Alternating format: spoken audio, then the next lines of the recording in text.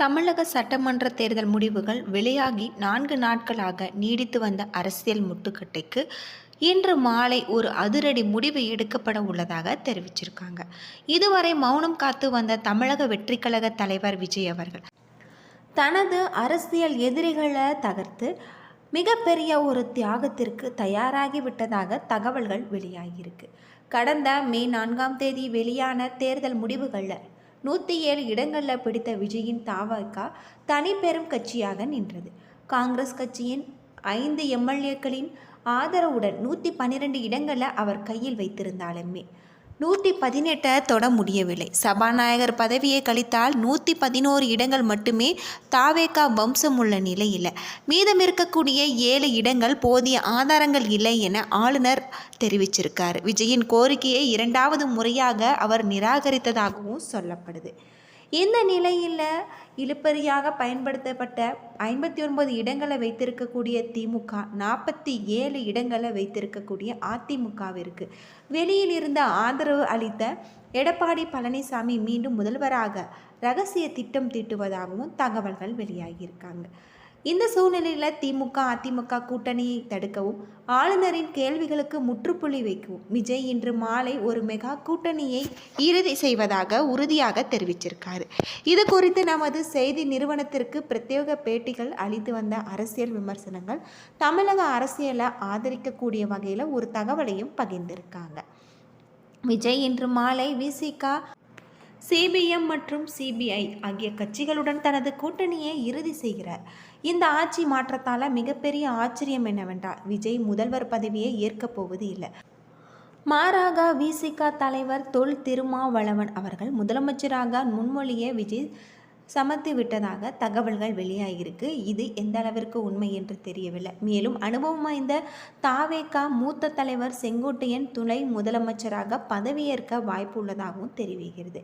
திருமா தற்போது எம்எல்ஏ இல்லை என்றாலுமே முதல்வராக பதவியேற்றுவிட்டு விஜய் அவர்கள் ஒரு தொகுதியில் இருந்து எம்எல்ஏவாக முடியும். 6 மாதத்திற்கு எம்எல்ஏவாக வேண்டும் என்பதே விதியாக சொல்லியிருக்கு. இது எந்த அளவிற்கு சாத்தியமாகும், மக்கள் இதை எப்படி ஏற்றுக்கொள்வாங்க என்பதும் தகவல்கள் மக்களிடையே பரவி வருது.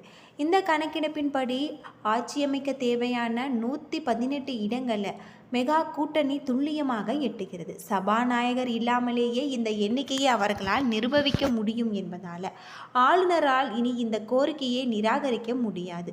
தனது முதல் தேர்தலிலேயே 107 இடங்களை பிடித்தும் முதல்வர் பதவியை ஒரு தலைவருக்கு விட்டு கொடுப்பதன் மூலம் சமூக நீதியில தான் உறுதியாக இருப்பதை விஜய் நிரூபிக்க முயல்கிறார் என அரசியல் வட்டாரங்கள் கருதுகின்றன. அதே சமயம் செங்கோட்டையன் போன்ற நிர்வாகத்திறன் கொண்ட ஒருவரை துணை முதல்வராக்குவதன் மூலம் ஆட்சி நிர்வாகம் தடையின்றி நடப்பதையும் அவர் உறுதி செய்ய திட்டமிட்டிருக்காரு.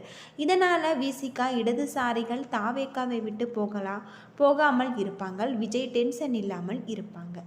அது மட்டும் இல்லாமல் திமுக ஆதரவுடன் அதிமுக ஆட்சி அமைச்சால் திட்டமிட்டிருந்த வேளையில் விஜயன் ஒரு திடீர் மூவ் இருக்க திராவிட கட்சிகளை திகைத்து வைத்திருக்கிறதாகும். குறிப்பாக விசிக மற்றும் கம்யூனிஸ்ட் கட்சிகள் திமுக கூட்டணியில் இருந்து விலகி விஜயுடன் கைகோர்ப்பதும் உறுதியானால் அது அரசியலில் ஒரு புதிய சகாப்தத்தை தொடக்கமாக அமையும்.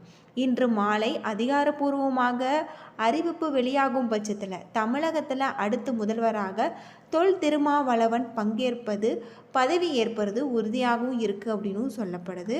அதிரடி மாற்றத்தால் தவிக தொண்டர்கள் ஒரு புறம் அதிர்ச்சி அடைந்திருந்தாலும் திமுக அதிமுக கூட்டணியை வீழ்த்திய திருப்தியில் உற்சாகம் அடைவார்கள் எனவும் சொல்லப்பட்டிருக்கு.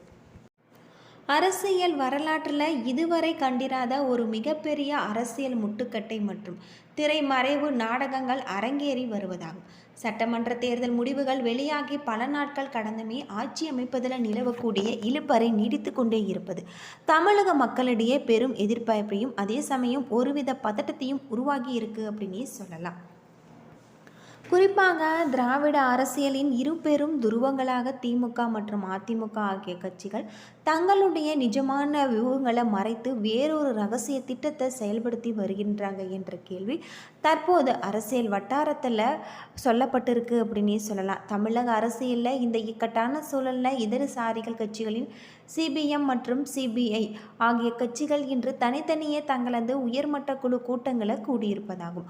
தேர்தல் முடிவுக்கு பிந்தைய இந்த அசாதாரண சூழலில் அடுத்த கட்டமாக எந்த மாதிரியான அரசியல் முடிவை எடுப்பது என்பது குறித்து இந்த கூட்டங்களில் விவாதிக்கப்பட்டு இருக்கிறதாகும்.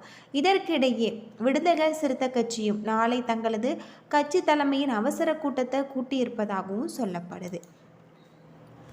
இது போன்ற நிகழ்வுகள் பஞ்சாங்கத்தில் ஏற்கனவே சொல்லப்பட்டிருக்கு அப்படின்னு சொல்லலாம். தமிழகத்தில் கூட்டணி ஆட்சி அமையும் என்று தமிழ் புத்தாண்டு பஞ்சாங்கம் முன்கூட்டியே கணித்திருப்பது பரபரப்பையும் ஆச்சரியத்தையும் ஏற்படுத்தியிருக்கு. தமிழக சட்டப்பேரவை தேர்தல் முடிவுகள் திங்கட்கிழமை வெளியான நிலையில் 108 தொகுதிகளில் வெற்றி பெற்ற தமிழக வெற்றி கழகம் தனி பெரும் கட்சியாக உருவெடுத்திருக்கு.